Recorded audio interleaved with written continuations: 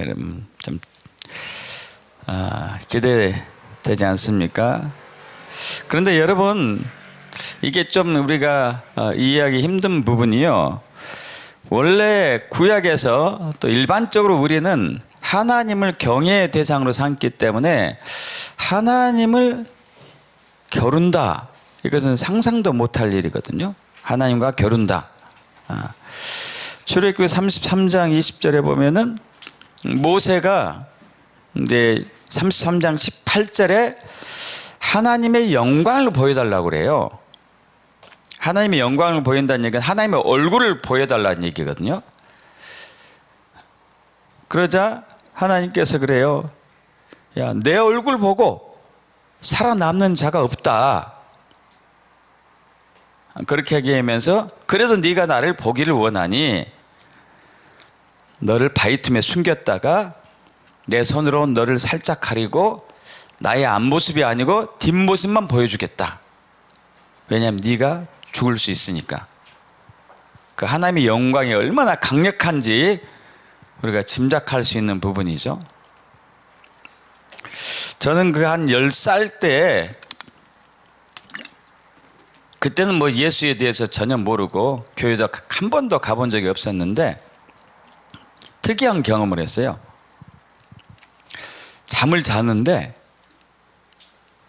하얀 옷을 입고 수염이 있으신 분이 이제 꿈에 나타났어요.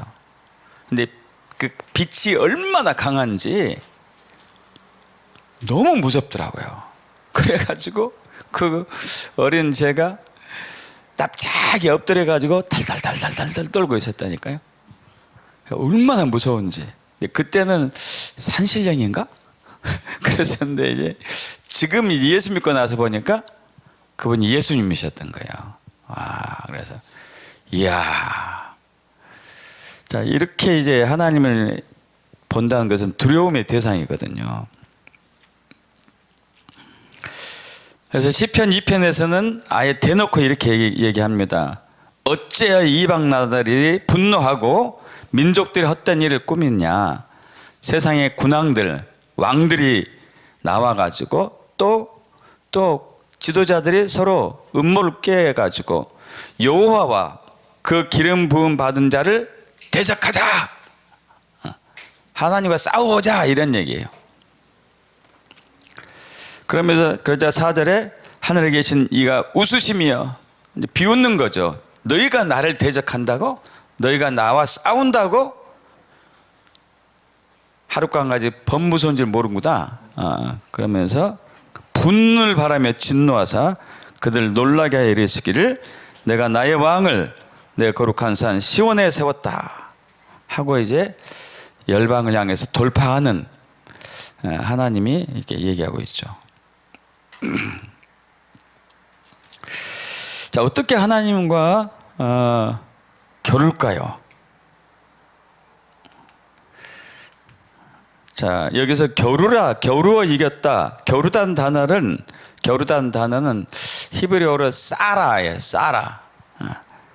싸우다, 다투다, 분투하다, 뭐 이런 얘기가 있습니다. 근데 또 오늘 본문 말씀 보니까 하나님과 겨루어 이겼다, 그 의미가 뭘까를 좀 이제 고민해 봤습니다. 이 말씀을 과거에 이제 굉장히 많이 고민을 많이 했었어요. 겨루어 이긴다, 의미가 뭘까? 그리고 왜 겨루어 이긴 야곱에게 새 이름 이스라엘을 주셨을까? 그리고 이제 하나님과 막 겨루다가 이제 새 이름을 받고 난 이후에 야곱은 비로소 그 자기와 싸운 그 대상자, 예수일 수도 있고 천사일 수도 있는데 어쨌든 그 대상자를 가게 했거든요. 왜 새 이름을 받고 그분을 가게 했을까? 이것들 좀 이제 우리가 오늘 나누기를 원합니다. 이때가 지금 야곱의 나이가 거의 100살 때, 100살 때.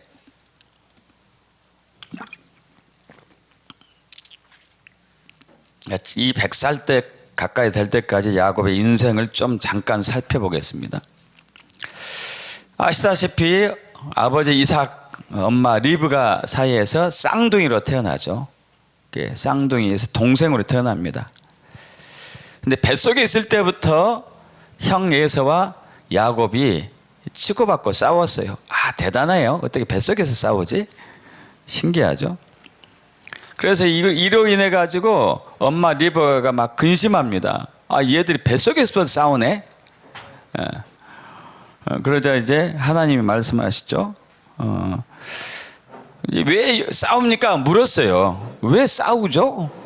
여러분, 이런 이제 궁금한 것이 있을 때는 늘 주님께 여쭤보기 바랍니다.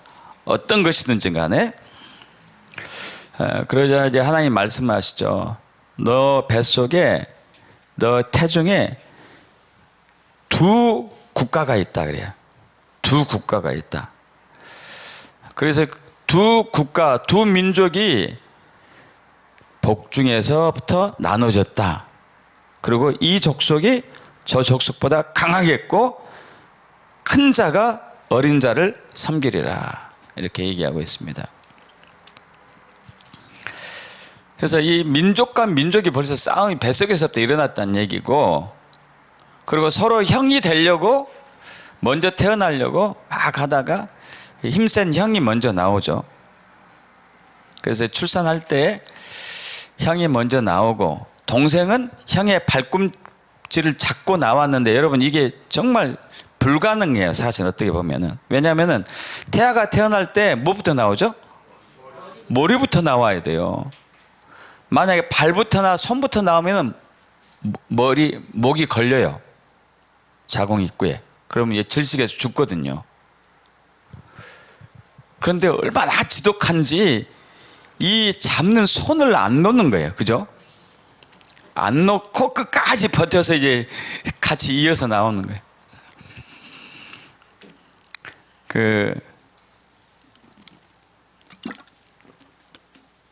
큰딸에 낳은 이제 시원이하고 시아가 있잖아요. 시원이는 자기 물건을 동생 시아가 못 만지게 합니다. 근데 이제 몰래 가서 만져요. 만지면은 그걸 이제 뺏어요. 뺐는데 힘이 이제 훨씬 오빠가 세죠. 나이도 많고 키도 크고 그러니까 안 뺏기려고 이를 악물고 손가락에 하얗게 돼도 붙잡고 있더라고. 그리고 하면은 물건이 딸려와. 이게 안 뺏기고 얼마나 세게 하는지. 와. 그래서 그것을 보면서 발꿈치를 잡고 빠져나올 수도 있겠다. 얼마나 강하게 붙잡았으면은. 근데 이 성격이 완전히 판이하게 다르죠. 형 에서는 남성답고 사냥하러 다니고 들로 야외로 막 다니는 것이고, 야곱은 조용한 사람으로서 주로 집에서 엄마랑 같이 지내니까 이제 엄마 리브가가 야곱을 좋아했던 것이죠. 근데 이 야곱은 이제 형처럼 와일드하지 않고 이제 막 리더십도 없지만은 그래도 장자권에 대한 갈망이 엄청났어요. 장자권.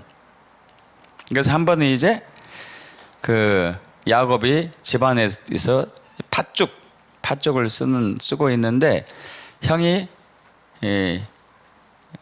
이제 야외에서 돌아왔는데 너무 배가 고파가지고 그 팥죽을 한 그릇 달라고 그러죠. 그러니까 그것을 기회로 삼아가지고 장자권을 나에게 달라고 그래요. 이야, 참 대단합니다. 여러분도 그러한 이제 열정이 있길 축복합니다. 이 장자권이 엄청나거든요. 그러자 이제 형 에서가 이렇게 배가 고파서 죽게 생겼는데 이것이 무엇이 나한테 유익할 것인가 하고 이제 맹세하고 야곱에게 팔아버리죠. 장자의 명분을 가볍게 여기고 말았습니다. 지금까지 예서가 요거도 먹는데요. 그래서 이제 이스라엘 사람들이 욕을 주고받을 때 에서 같은 놈, 이 정도로. 그리고 이제 결국은 아버지가 나이가 들어서 아버지 이삭이 나이 들어서 이제 눈이 잘 보이지 않는 상태로 됐을 때 아버지가 유언을 이제 하게 되죠. 그래서 이제 형 예서 보고, 야, 내가 너에게 유언할 텐데, 유언 축복기도 할 텐데, 너는 지금 가서 사냥을 해서 이제 음식을 맛있게 요리해서 나한테 주면 내가 축복기도 해주겠다. 이것을 들은 엄마 리브가가 야곱을 사랑했기 때문에 이제 야곱을 예서처럼 둔갑하게 해가지고 축복기도를 받게 하죠. 엄마하고 동생이 작당해가지고 형의 것을 뺏어간 거예요. 그 축복기도가 얼마나 좋은지 우리 한번 창세기 27장 27절에서 29절 합독해 봅니다. 아버지가 그의 옷에 향취를 맡고 그게 축복하여 이르되 내 아들의 향취는 여호와께서 복 주신 밭의 향취로다. 하나님은 하늘의 이슬과 땅의 기름짐이며 풍성한 곡식과 포도주를 내게 주시길 원하노라.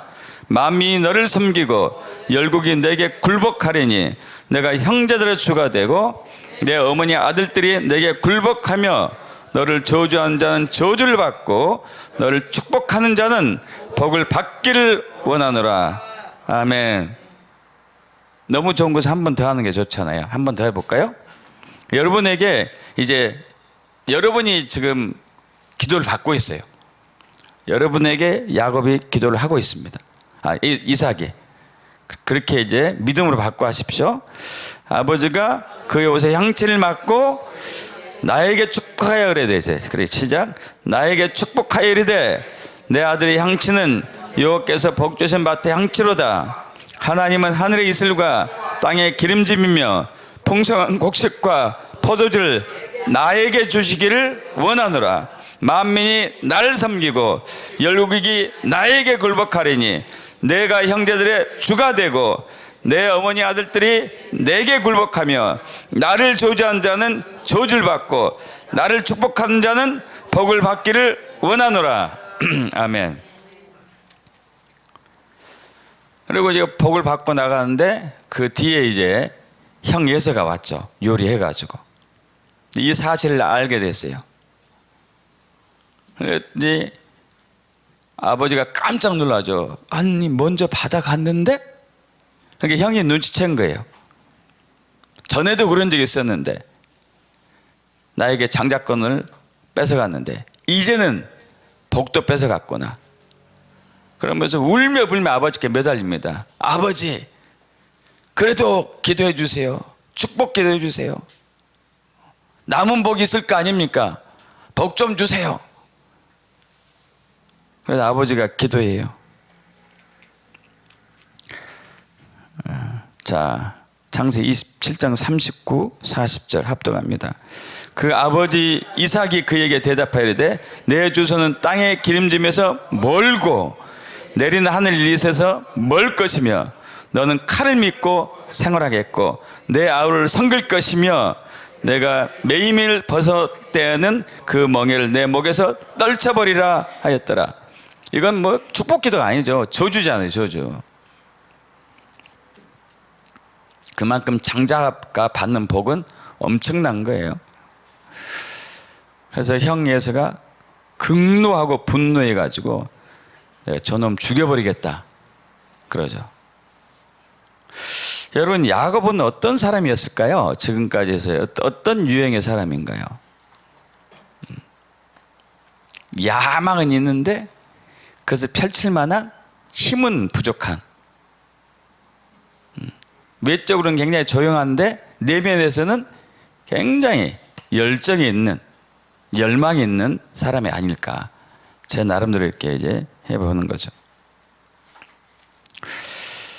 그래서 엄마 리브가가 야곱을 불러가지고 그랬습니다. 야, 너 형이 너 죽여버린단다. 어찌 내가 내 아들 둘을 동시에 잃을 것인가.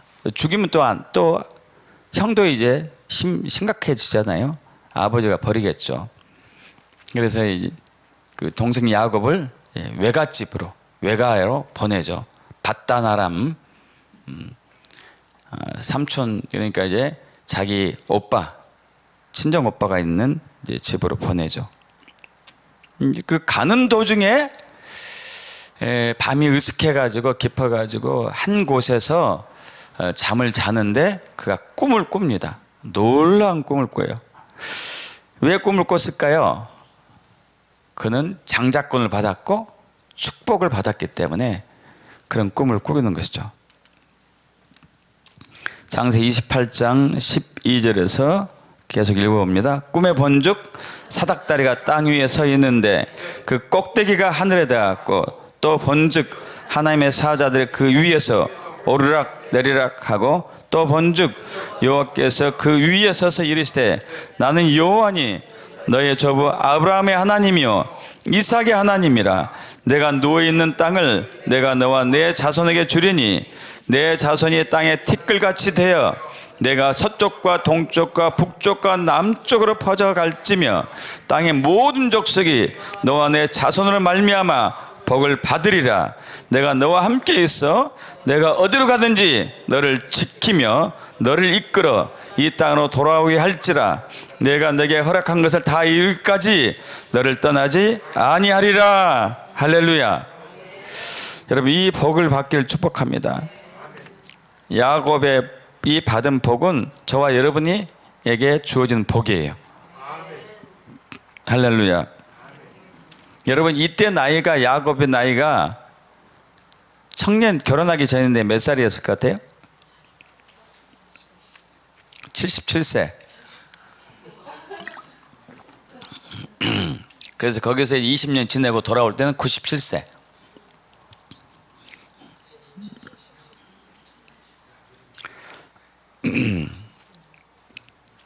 그래서 삼촌 라반의 집에서 20년 만에 죄송합니다. 엄청난 거부가 되죠. 이제 라헬과 레아 본처가 있고, 또 후처로 종들, 이 후처로 또 비라와 실라가 있고 아들만도 11명, 수많은 종들, 수많은 가축대들, 엄청난 부자가 되어서 돌아옵니다. 양, 염소, 소, 나귀, 낙타, 엄청난 가축들이 많죠. 20년 만에 돌아옵니다. 20년 만에 돌아오는 야곱의 마음은 어땠을까요? 형이 20년 전에 자기를 죽이려고 했던 것이 잊혀졌을까요? 이제는 괜찮을까요? 그랬을까요? 그러지는 않았어요. 형의 성격을 알죠. 급하고 와일드하고 거칠고 굉장히 폭력적인 성격을 알죠. 그리고 그 20년 전에 자기를 죽일 듯 했던 그 눈빛, 얼굴을 잊을 수가 없었을 거예요. 그래가지고 이제 야곱이 역시 꾀돌이입니다. 꾀를 부려요. 형 에서에게 먼저 가기 전에 종들을 먼저 보내요. 종들을 보내가지고 종들에게 얘기합니다. 내 주 에서에게 이같이 얘기해라. 주의 종 야곱이, 에서의 종 야곱이 이같이 말하기를, 내가 라반 외갓집 라반과 함께 거류하며 지금까지 머물러 있었사온데 소, 나귀, 양떼와 노비가 있으므로 사람을 보내어 내 주께 알리고 내 주께 예서 형께 은혜 받기를 원하납니다 하고 이제 보내는 거예요. 고민한 흔적이 보이죠. 고민해서 어떻게 하면은 형 예서의 마음을 누그러뜨릴까, 그런 고민을 하는 것이죠. 그런데 종이 돌아와서 하는 얘기가 기가 막힐 얘기를 하는 거예요. 창세기 32장 6절에 보면은 우리가 주인의 형 예서에게 이른즉 그가 400명을 거느리고 주인을 만나려고 오더이다. 거느리고 온다는 얘기는 여러분 좋은 의미는 아니에요. 그죠? 거느린다는 얘기는 무슨 의미예요? 내가 이 정도야. 널 한 방에 내가 다 없앨 수가 있어. 뭐 이전 거잖아요. 환대한다는 의미는 아니겠죠. 그러니까 야곱이 심히 두렵고 답답합니다. 야곱은 어떻게 했을까요? 기도를 하죠. 기도를 합니다. 그러면서 이제 예전에 베델에서 만났던 하나님, 20년 전에 베델에서 만났던 그 하나님이 했던 얘기를 기억해 가지고 기도하는 거예요. 우리는 이런 기도가 좀 필요합니다. 창세기 32장 9절부터 이제 12절까지 합독해 봅니다. 야곱이 또 이르되 내 조부 아브라함의 하나님, 내 아버지 이삭의 하나님 여호와여, 주께서 전에 내게 명령하시기를 내 고향 내 족속에게로 돌아가라. 내가 내게 은혜를 베풀리라 하셨나이다. 나는 주께서 주의 종에게 베푸신 모든 은총과 모든 진실하심을 조금도 감당할 수 없사오나 내가 내 지팡이만 가지고 이 요단을 건넜더니 지금 두 때나 이루었나이다. 내가 주께 간구하오니 내 형의 손에서 에서의 손에서 나를 건져내시옵소서.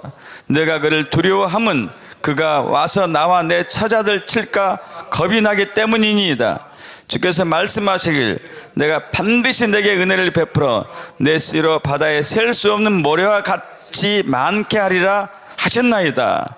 아멘. 여러분, 기도할 때 하나님께서 하신 말씀을 가지고 기도하는 게 중요해요.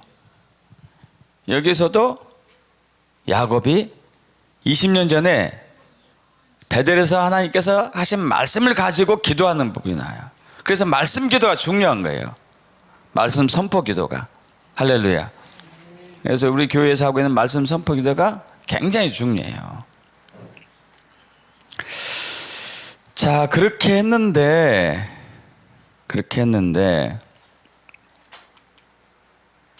그래도 불안한 거예요. 그래도 기도했어도 불안해요. 그래가지고 에서에게 예물을 보냅니다. 암염소 200마리. 여러분, 200마리, 예물이 200마리예요. 그럼 재산이 얼마나 많다는 얘기예요, 여러분. 아마 제가 추측컨대 한 10분의 1 정도 보내지 않았나 그래요. 10분의 1, 50분의 1 정도 보냈겠죠.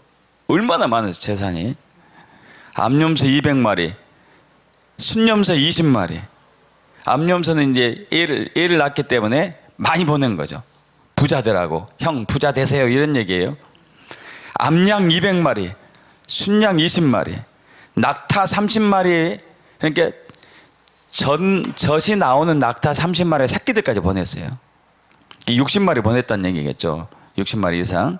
암소 40마리, 황소 10마리, 암나귀 20마리, 새끼나귀 10마리. 그래서 이것도 이제 때를 나눴어요. 2대, 3대 정도. 여기 치면은 남은 한 때는 도망가자 해가지고 이제.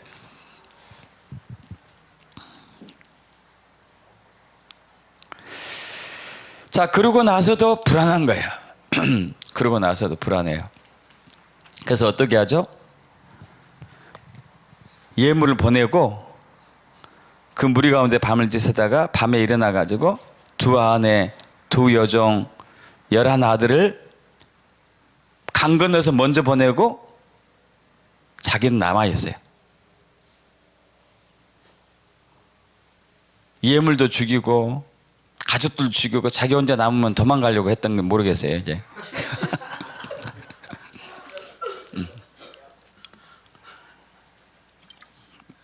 맨 뒤에 혼자 남은 거예요. 다 보내고 다. 아, 이제 깨돌이 좀 비겁하고.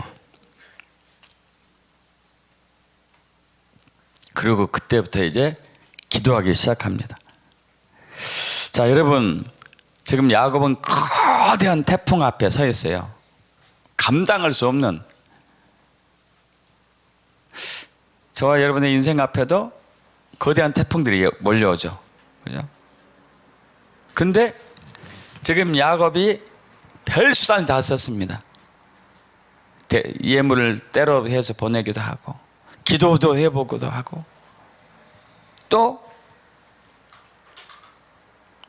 저 자식 다 먼저 보내고 자기 뒤에 혼자 남기도 하고.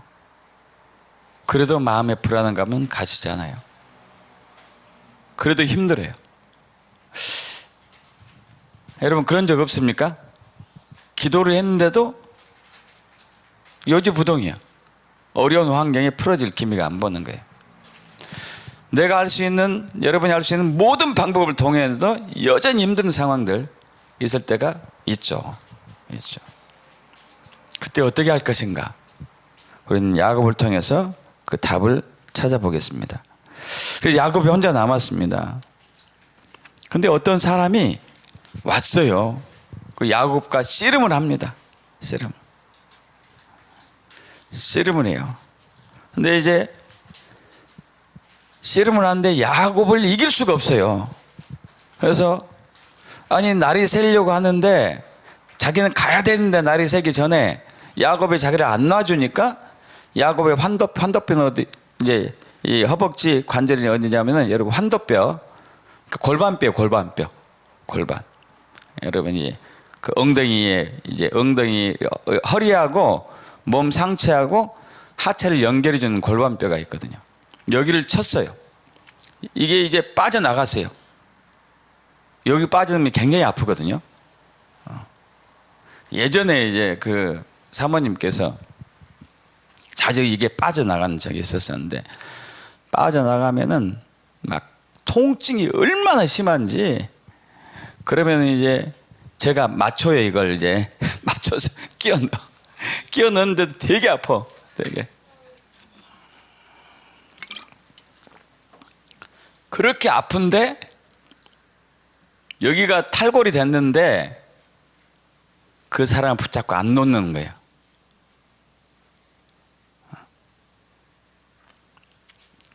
그러니까 이제 그 사람이 예수님일 수도 있고 천사일 수도 있고, 그 사람이 야, 날 샌다, 나 좀 놔줘라, 나 갈 거야. 그러니까 당신이 나에게 축복하지 않으면 내가 당신 못 놓습니다.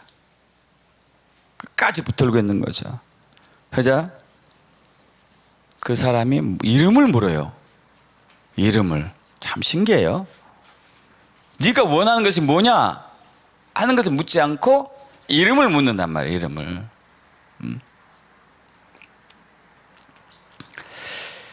이제 야곱이라고 얘기하죠. 야곱. 이제 저는 야곱입니다. 발뒤꿈치라는 뜻도 있고 속이는 자라는 뜻도 있고. 그러자 이제 그분이 얘기하죠. 내 이름은 다시는 야곱이라 부를 것이 아니다. 이스라엘이라 부를 것이다. 이는 내가 하나님과 및 사람들과 겨루어 이겼기 때문이다.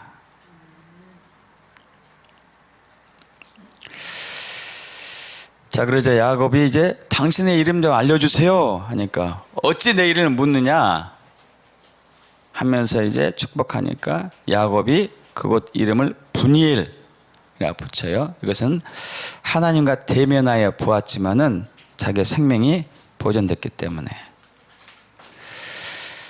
자, 여기서 이제 우리가 다시 한번 오늘 보고자 하는 주제를 살펴보죠. 하나님과 교류에 이긴다는 의미가 무엇인가예요. 그리고 그 야곱에게 왜 새 이름 이스라엘이 주어졌는가. 근데 이제 하나님과 교류에 이길 뿐만 아니고 하나님과 및 사람들과 교류에 이겼다고 그랬어요. 사람과 교류한 적 없잖아요. 야곱이 사람과 교류했습니까? 안 교류했습니까? 사람과 교류한 적이 없는데 사람들과도 교류해서 이겼대요. 이거 왜 이런 얘기가 갑자기 나오고, 그리고 새 이름을 받은 야곱은 왜 그제서야 그분 예수를, 천사를 낳아줬을까? 지금 자기 문제는 해결됐어요? 안 됐어요? 사실 해결 안 됐어요. 자기 문제는. 형님 지금 오고 있잖아요. 400명 장정들 거느리고 오고 있는데 그 문제 해결이 안 됐단 말이에요. 근데 그 사람을 낳아줬어요. 하나님과 결혼해서 이긴다는 의미가 뭘까요? 혹자는 끈질기게 기도해라. 기도 응답 받을 때까지 끈질기게 기도해라. 물론 우리는 그럴 때도 있어야 되죠. 응답 받을 때 끈질기게 기도해야 될 때도 있어요. 근데 여기는 좀 그거 다른 의미가 있어요. 달라요. 약간은 야곱이 끈질기게 이제 그 사람 물고 늘어진 것도 있지만은 또 한편으로는 어떤 목적을 이루는 것이었는데 지금 새 이름을 얻어버렸단 말이에요. 새 이름을 얻고 말았어요. 자기는 이걸 상상을 했을까요? 안 했을까요? 새 이름이 목적이었습니까? 야곱이 붙들고 늘어진 게 새 이름이 목적이 아니었어요. 형 예서 좀 어떻게 해주세요. 그랬어요. 형 예서 좀 어떻게 해주세요. 새 이름이 목적이 아니고, 근데 새 이름을 얻었어요. 이걸 통해서.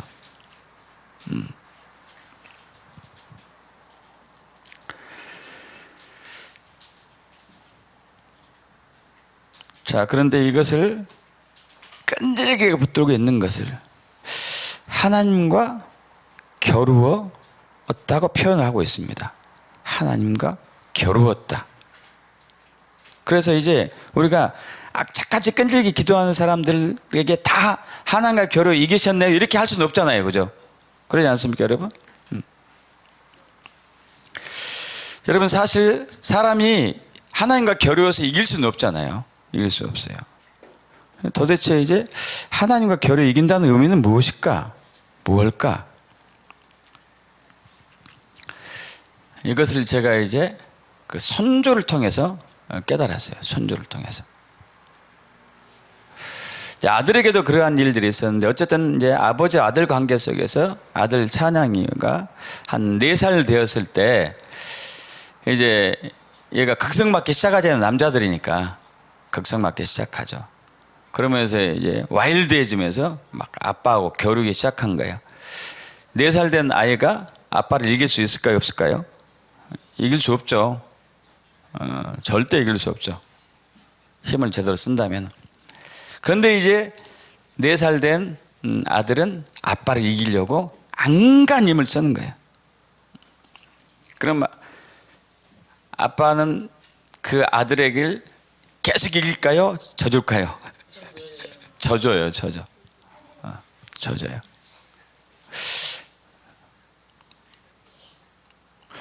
그리고 또 해요. 또 해서 또 져주고, 또 해가지고 또 져주고, 가끔은 한 번 이기겠지만 거의 대부분 져줘요. 여러분, 이 아버지의 목적은 뭘까요? 왜 아들과 계속 씨름을 하고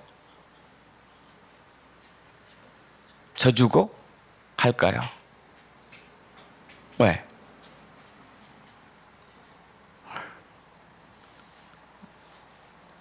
아들이 아버지를 이김으로써 이제 아들 입장에서는요, 사실 아빠가 세상에서 제일 힘이 센 사람으로 보여요. 제일 힘이 센 사람으로 보인다고. 아버지를 누구도 이길 수 없다. 우리 아버지가 세계에서 최고다. 이렇게 믿는단 말이에요. 아들 입장에서는. 근데 그 아버지를 이긴다는 것은 무엇일까요? 세상을 이긴다는 얘기예요. 그러니까 아버지는 아들에게 세상을 이길 수 있는 힘을 지금 길러주고 있단 말이에요. 씨름함으로써. 근데 항상 이겨버리면은 얘든 그 아들은 세상을 이길 수 있을까요? 없을까요? 아버지가 이겨버린다면, 아들을 이겨버린다면 그 아들은 세상을 이길 수가 없어요. 아버지를 이겨내야지만이, 세상에 제일 힘센 아버지를 이겨야지만이 아들은 세상을 이길 수 있는 지혜와 힘을 갖네.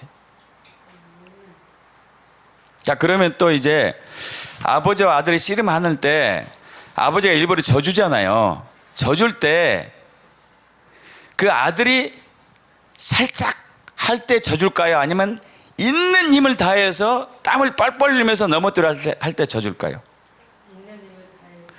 있는 힘을 다해서 땀을 비질비질 흘려서 넘어뜨려 할 때 넘어주는 거예요. 왜요? 최선을 다해야 된다. 전력을 다해야 된다. 그래야 너는 세상을 이길 수가 있다. 이해되시죠? 그래서 아들과 아버지가 결혼은 목적이 있어요.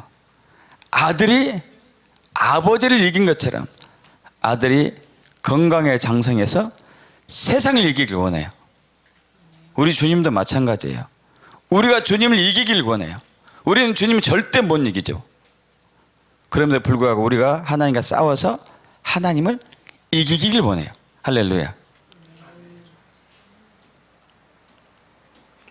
그래서 하나님은 때로는 우리를 야곱처럼 우리가 도저히 감당할 수 없는 엄청난 태풍 앞에 두십니다.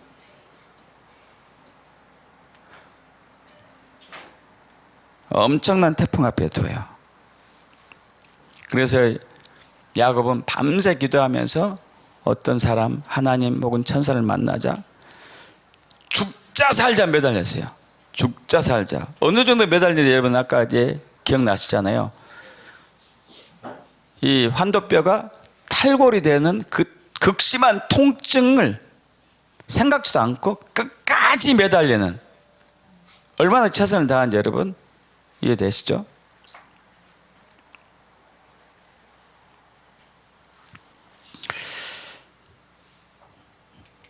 여러분, 아버지를 이긴 아들은 더 이상 세상이 두렵지 않는 거예요.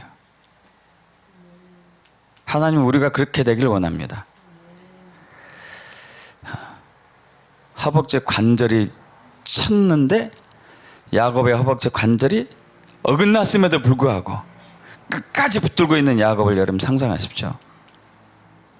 하나님의 작전은, 전략은 성공했어요. 할렐루야. 하나님의 전략은 성공했어요. 그러면서 창세기 32장 28절 합독합니다. 그가 이르되 내 이름을 다시는 야곱이라 부를 것이 아니요 이스라엘이라 부를 것이니 이는 내가 하나님과 및 사람들과 겨루어 이겼음이라. 할렐루야. 끝까지 물고 늘어지는 거예요. 끝까지. 그 끝까지는 어디예요? 하나님의 목적을 이룰 때까지. 내 목적이 아니에요, 여러분. 잘 이해하십시오, 여러분. 내 목적을 이룬 게 아니에요. 처음에는 내 목적을 이루기 위해서 갔어요. 싸웠어요. 내 목적을 이루기 위해서. 자, 아들이 아버지와 싸우는 것은 아버지를 이겨보려고 싸우는 것이지만은 아빠 입장에서는 아들이 세상을 이기기 원하잖아요. 할렐루야. 이해되시죠? 아들은 아빠를 이기기를 그냥 원해요. 세상이 뭐고 신경도 안 쓰죠. 그 나이 때 무슨 세상을 신경 써요. 내가 이 나이 때 이제 5살 때 아빠를 이겨서 세상을 이기리라 이렇게 싸우겠어요? 아빠 겨루겠어요? 그러진 않죠. 그냥 아빠하고 싸우는 거 이기고 하는 것이 기쁜 거죠. 그런데 아빠 입장에서 뭐예요? 너는 나를 이겨라. 내가 져줄게. 그래서 너는 커서 세상을 이겨라. 할렐루야. 하나님도 마찬가지단 말이에요. 우리에게 감당하지 못할 환경을 주고 그 문제점을 가지고 하나님 앞에 왔어요. 주여, 내 자식들이 다 죽고 내 아내들 다 죽고 재산 다 잃고 나도 죽게 되었는데 어떡하라고요? 이렇게 막 와서 부르짖었는데, 그리고 물고 늘어졌는데 하나님은 하나님의 목적을 들이댔어요. 할렐루야. 하나님의 목적, 야곱을 향한 하나님의 목적. 그리고 이게 중요하지 않아요? 야곱을 향한 하나님의 목적. 너는 이제 야곱 아니다. 발뒤꿈치 아니다. 속이는 자 아니다. 너는 이스라엘이다. 하나님과 싸워 이긴 사람이다. 여러분, 그 이스라엘이란 뜻이 사라, 아까 사라 싸우다는 단어 기억나시죠? 그리고 사라하고 엘이 합쳐서 이스라엘이 됐어요. 이스라엘이요. 사라는 싸우다, 이기다 뭐 이런 것도 있고, 그리고 엘은 힘, 엘로힘 할 때 힘, 능력, 하나님, 하나님을 싸워 이겼다 이거예요. 끝까지 붙들어가지고.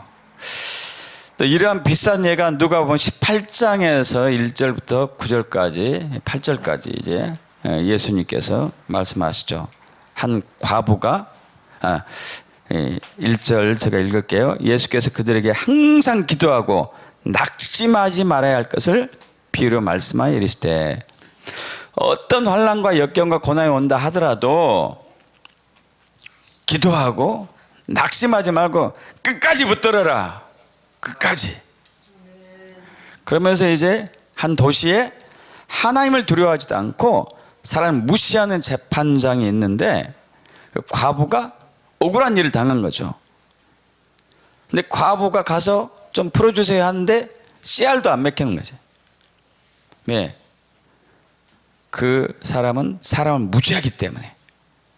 과부, 옛날에 과부는요 정말 죄인 중에 한 사람이 과부였어요. 거의 죄인 취급하다시피 했습니다. 왜냐하면 저 여자는 지질이 복이 없어서 하나님께 버림받아서 과부가 됐다. 그러니까 보세요. 자, 형제가 5 있는데 첫째하고 결혼한 여자가 있었어요. 그럼 첫째가 돌아가면 죽으면 어떻게 되죠? 이스라엘 법에 둘째가 죽으면 셋째가, 셋째가 죽으면 넷째가, 넷째가 죽으면 다섯째가, 다섯째가 죽으면 이제는 더 이상 없어.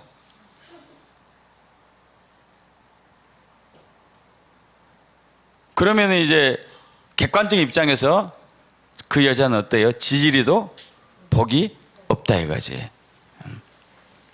그렇기 때문에 과부가 재판을 신청을 하왔다. 그럼 이 재판장은 이거 완전히 거들떠 보지도 않는 거죠. 그러나 이 여인은 죽자사자 매달린 거예요. 죽자사자. 죽자사자 매달린 거예요. 죽자사자.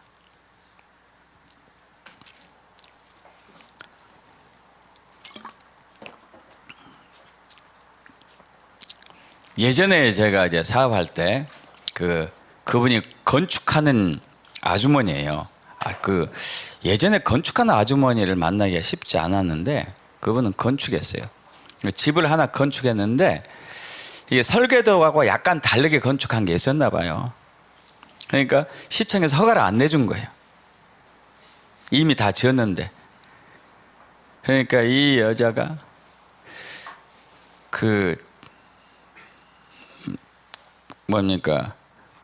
가방에다가 짐을 주섬주섬 넣었더니 시청에서 살더라고요. 그 담당관 앞에서 거기서 하루 종일 아침에 같이 출근하고 같이 퇴근하고 일주일 되니까 할 수 없이 도장 찍어줬대요. 그래서 이제 그 집을 지었다고 얘기하더라고요.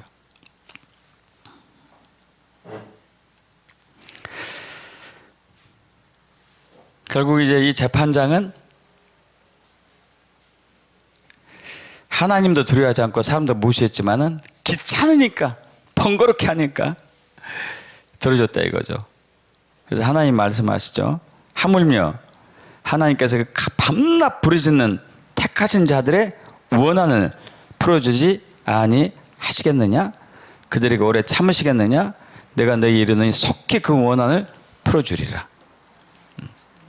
여러분, 근데 하나님이 이렇게 우리의 원한을 풀어주길 원하는데 왜 우리가 기도하는 것은 응답을 못 받죠?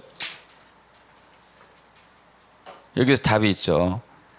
끈질기게 죽기 아니면 살기로 절박하게 매달려야 되니. 근데 하나님은 놀랍게도 그 문제 해결을 답을 주지 않고 이스라엘이라는 답을 줬단 말이에요. 이스라엘. 할렐루야. 이스라엘. 여러분, 이스라엘 이름을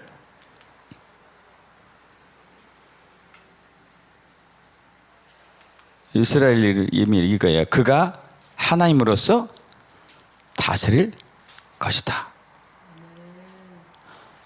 너는 이제 다스리는 사람이다. 할렐루야. 나와 이겼기 때문에 너는 다스리는 사람이다. 어린 아들에게 안간 힘을 쓰는 씨름하면서 안간 힘을 어린 아들에게 아빠가 져주는 이유는 너는 앞으로 세상을 나가서 세상을 정복해야 된다. 할렐루야. 너는 하나님으로서 다스리는 사람, 이스라엘이다. 믿습니까?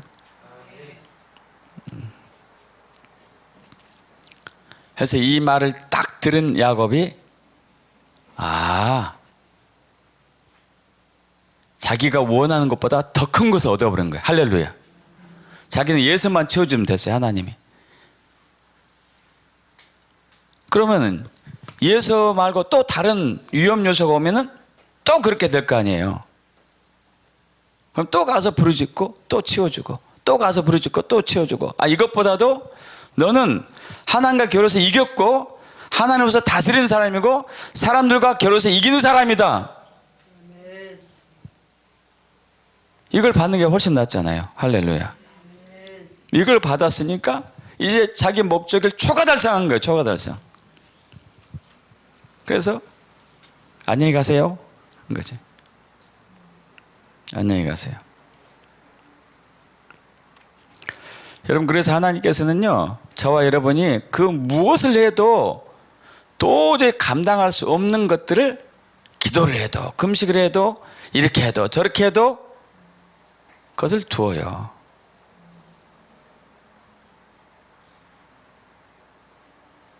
뭐 하려고요? 하나님과 나와 좀 맞짱 뜨자. 하나님 맞짱 뜹시다. 그런 사람은 정말 담대한 사람들이 모든 것을 걸지 않았겠어요? 모든 걸 걸고 하나님께 대든 거지. 이제 물론 이길 수 없다는 사실을 알면서도 하나님과 싸우는 거죠. 그래서 여러분, 이렇게 하다가 싸우다가 하나님과 겨루다가 절대 중도에 그만두면 안 돼요. 절대로. 중도에 그만둔 사람이 있었습니다. 남북 왕조 이스라엘 시대에 북이스라엘의 12번째 왕이 요아스예요. 요아스. 이 요아스의 아버지 11대 왕이 북이스라엘 11대 왕 요아스의 아버지 요아하스인데 이 요아스 왕은 그 7대 왕, 그 아버지 여로보암 1대 여로보암의 죄를 따랐어요. 여로보암 왕 죄를 따랐습니다. 그 우상을 섬기고, 그러니까 하나님께서 주변의 아람 족속, 지금 시리아 쪽이죠. 아람을 들어가지고 이스라엘 자꾸 괴롭혀요. 자꾸 공격하고. 얼마나 그 아버지 왕 때 힘들었냐면은, 여러분, 당시 그 북이스라엘도 군사가 많을 때는 막 수십만 명 이렇게 있었어요. 군사만 수십만 명. 그런데 아람 왕이 요아하스 왕 시절 때 또 쳐들어와 가지고 군사를 보병은 10,000명 다 죽여버리고, 딸랑 10,000명, 그리고 마차 싸울 수 있는 병거 있잖아요. 10대. 그거 뭐 아무것도 아니에요. 이거 10대. 마병, 말 타는 용사들 딸랑 50명. 완전히 초라하게 만들었어요. 그러니까 모든 영역에서 다 뺏긴 거죠. 그러고 난 이후에 요아스가 이제 12대 왕이 되었는데, 이때도 너무도 많은 괴롭힘을 당하. 너무도 많은. 이 왕도 역시 이제 아버지처럼 그 우상 섬기고 그랬기 때문에 더 괴롭힘을 당했죠. 근데 이제 그 요아스 왕의 희망은 누구였냐면 엘리사였어요. 엘리야의 이제 제자였잖아요. 엘리사. 근데 이 엘리사가 나이 들고 이제 병이 들어가지고 곧 죽게 됩니다. 근데 이 마지막 희망도 사라지면은 자기는 이제 더 이상 기댈 데가 없는 거예요. 그래가지고 엘리사가 죽기 전에 요아스 왕이 찾아왔어요. 눈물을 흘리면서 내 아버지여, 내 아버지여, 이스라엘의 병과 마병이 그러는 거예요. 이게 무슨 얘기예요? 지금 우리는 아람 때문에 괴로워 죽겠는데 어찌 하필이면 이때 당신이 병들어 죽겠어, 나이 들어 죽습니까? 나 고통스러워 죽겠어요. 이런 얘기죠, 이런 얘기. 그러니까 그 엘리사가 왕에게 얘기합니다. 활과 화살들을 가져오소서. 그래서 이제 활 가져오고 화살통에 들어있는 화살과 가져왔죠. 자, 그래서 이제 요아스에게 그랬습니다. 손으로 활을 잡고 잡으소서 하니까 손으로 이제 화살을 잡았어요. 활을 잡았어요.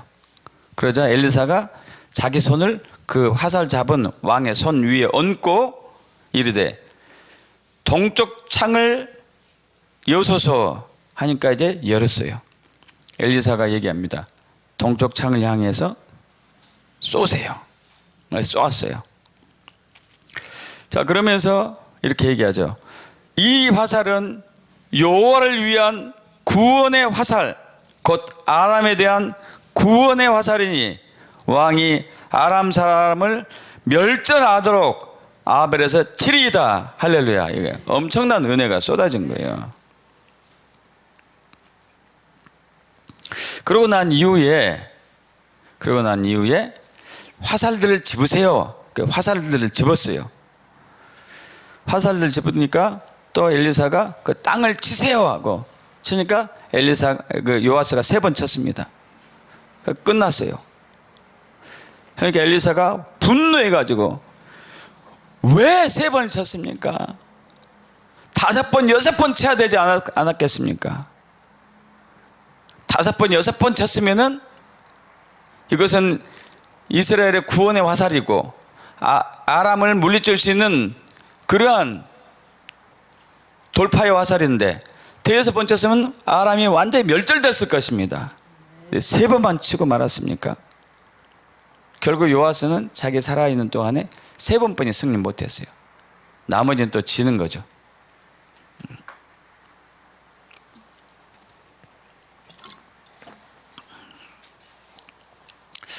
여러분, 우리는 기도하고 하나님께 매달릴 때 적당히 하다가 마는 경우가 너무 많아. 너무. 절박감이 없으니까요. 지금 하나님은 뭘 원하세요? 나를 이겨라. 할렐루야. 내가 져줄게. 나를 이겨라. 나를 이기면은 너는 이스라엘이 될 것이다.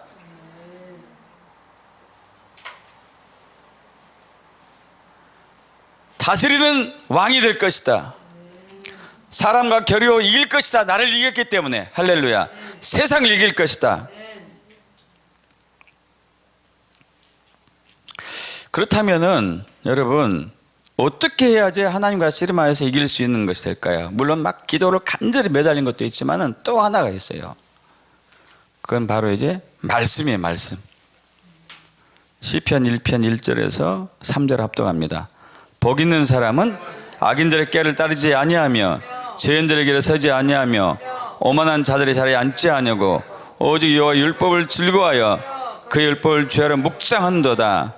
그는 시냇가에 심은 나무가 새를 따라 열매를 맺으며 그 잎사귀가 마르지 아니한 같으니 그가 하는 모든 일이 다 형통하리로다.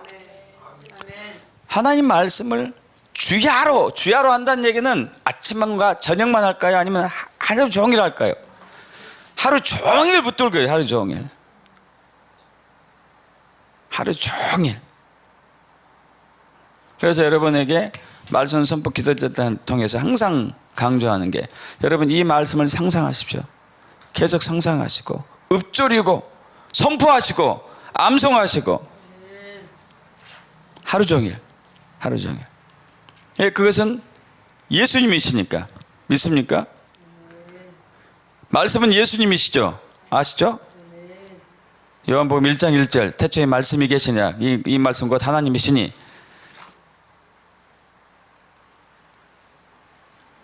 말씀은 예수님이고 예수님 말씀이시고, 그러니까 예수님을 끈질기게 물고 늘어졌던 야곱, 우리는 말씀이신 예수님이 하신 그 말씀을 끈질기게 붙고 들고 있어야 된다. 끈질기게. 말씀은 성령님이시잖아요. 성령님 끈질기게 붙들고 있어요. 끈질기게. 여러분, 시편 1편의 악인과 의인에 대해서 얘기하고 있습니다. 저번 주에도 나눴죠. 시편 1편 4절에서 6절, 악인들은 합독합니다. 악인들은 그렇지 아니하며 오직 바람에 나는 개와 같도다. 그러므로 악인들은 심판을 견디지 못하며 죄인들이 의인들의 모임에 들지 못하리로다. 무릇 의인들에게는 여호와께서 인정하시나 악인들에게는 망하리로다. 의인과 악인의 차이점은 바로 우리 시편 1편의 1절에서 3절이죠. 말씀을 주야로 상상하고 하가하고 읊조리고 묵상하고 암송하고 붙들고 있고 하느냐, 아니면 여전히 내 방법으로 내 문제를 해결하려고 하고 내 계획으로 내 힘으로 내 문제를 해결하려고 하고 적당히 기도해 가지고 그 문제를 극복하려고 하는가.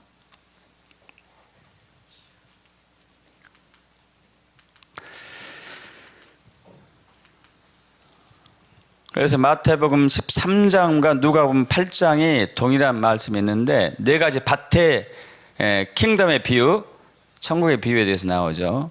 어떤 씨 뿌린 사람이 씨를 이렇게 뿌립니다. 이스라엘에서는 씨를 이렇게 뿌려요. 그런데 어떤 밭은 길가밭이고 어떤 밭은 돌밭이고 어떤 밭은 가시밭이고 어떤 밭은 옥토고. 여러분 아시다시피 길가밭에 뿌려진 씨앗은 그 길가에 땅이 딱딱하니까, 사람들이 지나다니는 길가라서 딱딱하니까 씨가 땅속에 심겨지지 않으니까 새들이 와서 주워 먹었고, 돌밭에 뿌려진 씨는 처음에는 싹이 나지만은 밑에가 돌이 있으니까 흙이 깊이가 얕아서 싹이 나오다가 햇빛이 나오니까 고난이 오니까 죽어버렸고, 타서 죽었고, 가시밭에 뿌려진 씨는 처음엔 잘 자랐지만은 가시의 기운, 이게 세상의 염려, 재리의 유혹, 재정, 돈 욕심 때문에 결국 열매를 맺지 못했고, 오직 옥토에 뿌려진 것만 자라서 30배, 60배, 100배의 열매를 맺었다.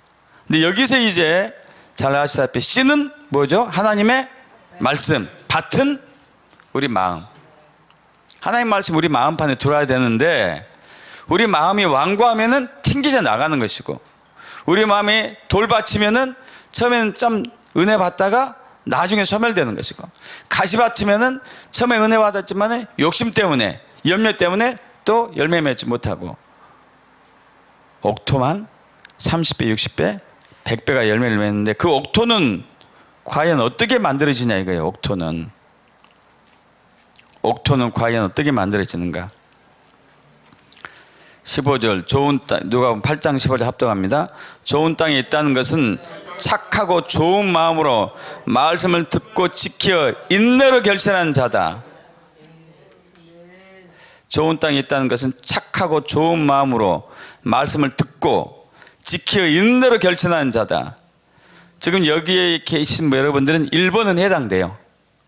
착하고 좋은 마음으로 말씀을 듣고 있기 때문에 1번. 근데 2번, 3번은 아직 안 되는 거예요.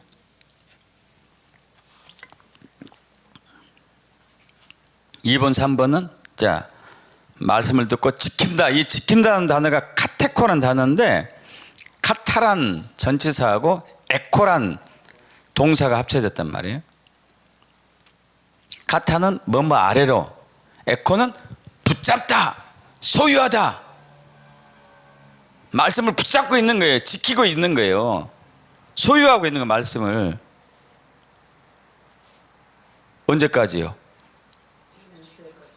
열매 맺을 때까지인데, 인내하면서 계속 인내로 휘포모네 계속 끝까지 참고 포기하지 않고, 어떤 유혹이 온다 하더라도 물리치고 계속 말씀을 붙들고 있는 거예요. 계속. 그러면 그 말씀인 씨, 그 씨는 결국에는 열매를 맺죠. 자라가지고. 근데 많은 그리스도인들이 1번만 해. 1번.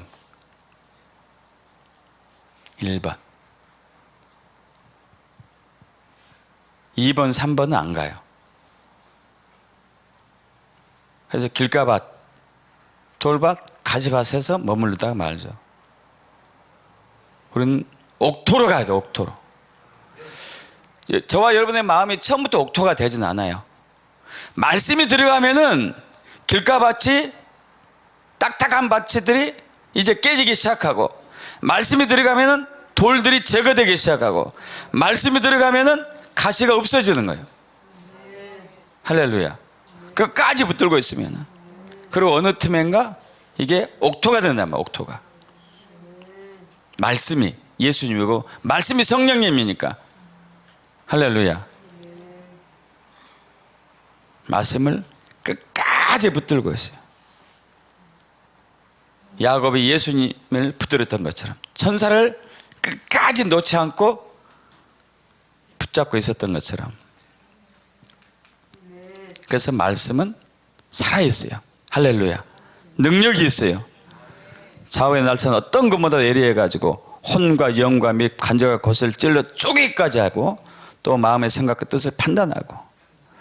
하나님은 하나님의 말씀의 능력으로 만물이 지금 우주 공간에 동동 떠 있잖아요. 운행하면서 하나 떨어지지도 않고, 말씀으로 죄를 정결케 하시는 일을 하고. 근데 여기서 이제 또 특이한 것은, 하나님을 이겼는데 사람들과 겨루 이겼대요. 할렐루야. 왜? 하나님을 이긴 사람이 사람을 이기는 거예요. 하나님을 이긴 사람은 환경을 이기는 거고. 왜? 하나님이 사람을 창조하고 세상을 창조했기 때문에. 여러분 가족 중에 믿지 않는 분들이 있습니까? 그들 위해서 기도하고 있죠. 하나님을 이기면 돼요. 하나님을. 기도하고 금식했어도 안 됐어요. 그러나 오늘부터는 내가 하나님을 이길 거야. 하나님은 져주시니까. 할렐루야. 하나님은 거는 지금도 우리가 하나님과 싸우길 원해요. 뭐 하려고요? 져주려고. 그래서 나를 이겨라. 그래, 네가 사람을 이기고 세상을 이길 수 있다. 할렐루야. 믿습니까?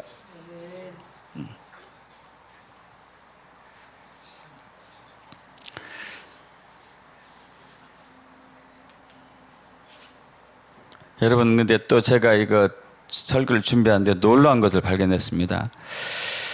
창세기 30장 28절, 그가 이르되 내 이름을 다시는 야곱이라 부를 것이 아니요 이스라엘이라 부를 것이, 이는 내가 하나님과 및 사람들과 겨루 이겼음이니라. 이것이 킹제임스 버전 이렇게 됐어요. 합독합니다. 이는 내가 통치자로서 하나님과 견주며 사람들과 견줄 능력이 있어 이겼기 때문이니라. 할렐루야. 통치자로서 이게 들어갔단 말이에요. 할렐루야. 통치자로서. 하나님의 목적이 뭐예요? 야곱을 뭘로 만들고 있는 거예요? 통치자. 네가 나를 이기면 나는 통치자다. 사람을 이기고 세상을 이기는 통치자다. 여러분 이제까지 적당히 기도했다면 이걸 깨부셔야 돼요. 인생 한 번 사는 거잖아요. 죽게 하면 살기를 하는 거죠. 할렐루야. 그래서 그러고 난 이후에 야곱이 그 하나님과 씨름에서 이겼던 곳 이름을 분이엘이라고 그랬어요. 분이엘이라는 얘기는 하나님과 대면했다. 하나님의 얼굴을 봤다. 그 천사가 사실은 예수님이었던 것이죠. 그러면 내 생명이 그런데도 보존되었다. 하나님 얼굴을 보면 죽는데 결국은 하나님은 그걸 원했던 것이에요. 네 목적 내가 다 해결해 줄게. 나를 찾고 나를 구해라. 시편 24편 6절 합동입니다. 이는 여호와를 찾는 족속이요 야곱의 하나님의 얼굴을 구하는 자로다. 네가 나의 말씀을 붙들고 있으면 나를 만날 것이다. 말씀이 예수님이니까, 말씀이 성령님이시니까. 할렐루야. 그러고 나자 야곱이 완전히 달라져요. 에서를 만나러 가는데 그전에는 맨 뒤에 섰는데 이제는 맨 앞에 서는 거야. 할렐루야.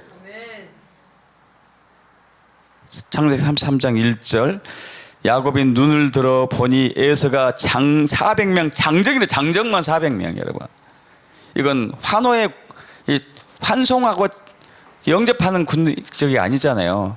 왜 장정만 데리고 와? 그럼 힘센 사람들만 죽여버리려고 온 거지. 죽여버리려고. 근데 그것을 보는데 3절에 가족들은 다 데려가고 맨 앞에 가서 에서를 만나요. 왜? 하나님과 겨루어서 이겼기 때문에. 이제 더 이상 에서 형이 겁이 나지 않는 거죠. 할렐루야.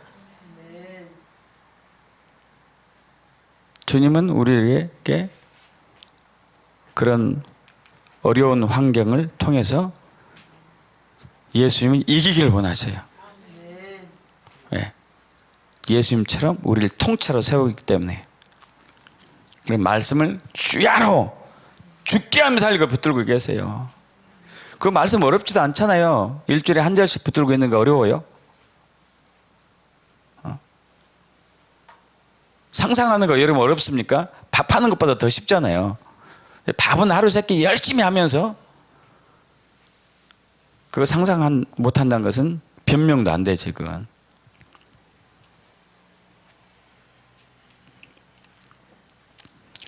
할렐루야.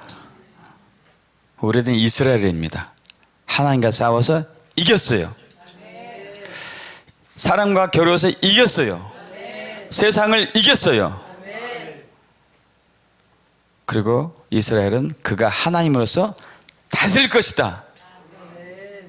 이런 사람은 이런 이름이에요.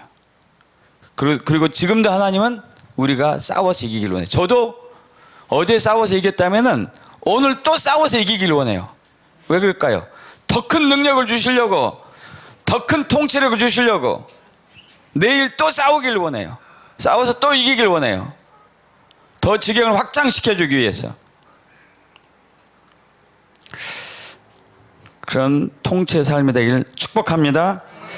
다 같이 일어나실까요?